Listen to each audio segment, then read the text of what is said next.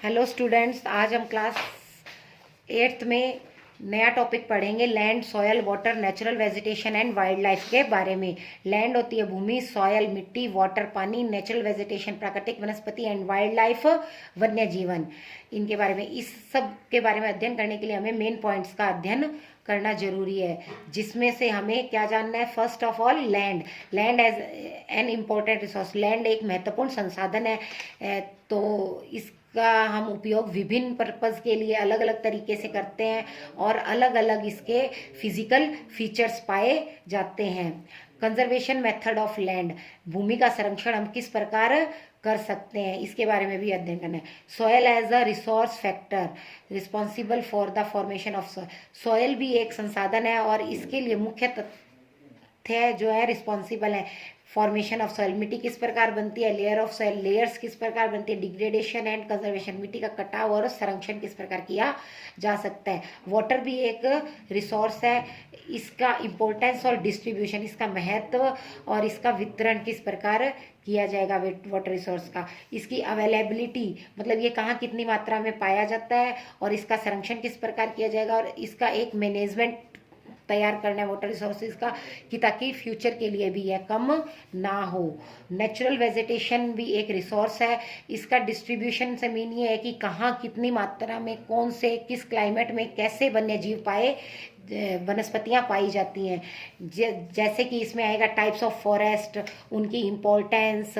Forest में अगर fire हो जाता है तो यानी कि आग लग जाती है, तो उसे रोकने के कौन से तरीके हैं और किस प्रकार उसे कंट्रोल किया जा सकता है।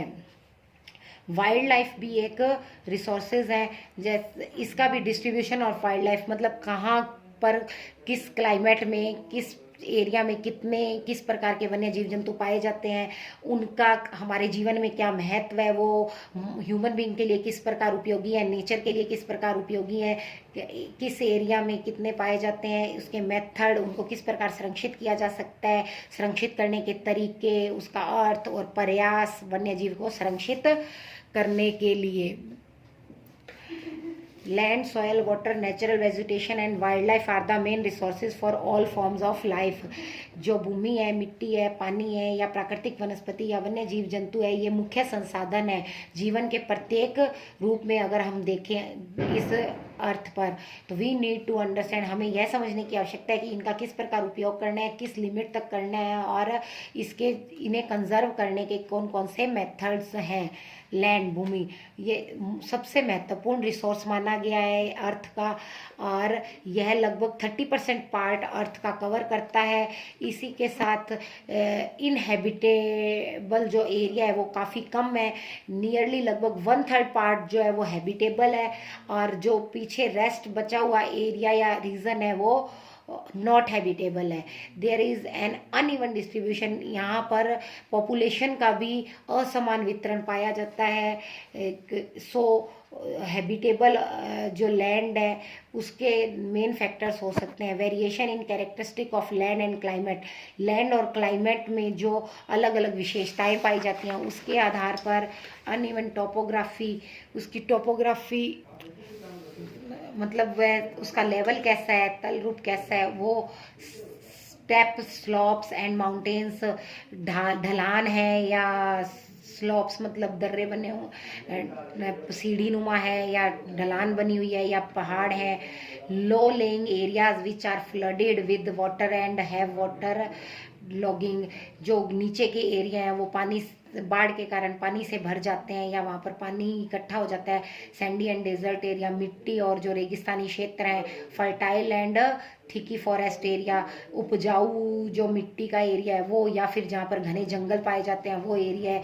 इन सब के आधार पर the plains and river valleys are generally suitable for cultivation of crops. जो प्लेन और नदी घाटी के जो क्षेत्र हैं वे साधारणतया भूमि के फसल बदल बदल कर लगाने के लिए महत्वपूर्ण होते हैं। They are the most densely populated area, यहाँ पर जनसंख्या भी ज़्यादा पाई जाती है पूरे विश्व में।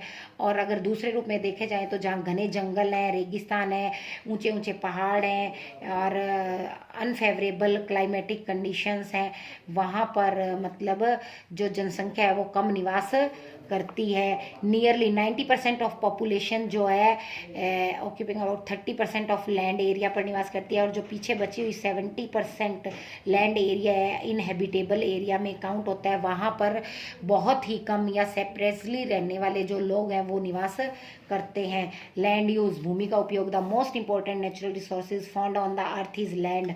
महत्वपूर्ण अगर प्राकृतिक संसाधन देखा जाए अर्थ का तो वो लैंड ही है। Land can be used for various purpose.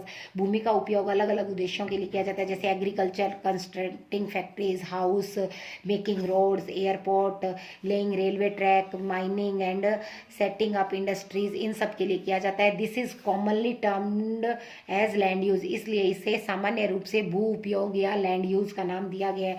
There are various factors that determine the use of land as a land such a climate, soil types, topography, availability of minerals and water. यहाँ पर बहुत से ऐसे तथ्य हैं जो कि भूमि के उपयोग में सहायक हैं, जैसे कि क्लाइमेट हो गया, सॉयल टाइप हो गया, टोपोग्राफी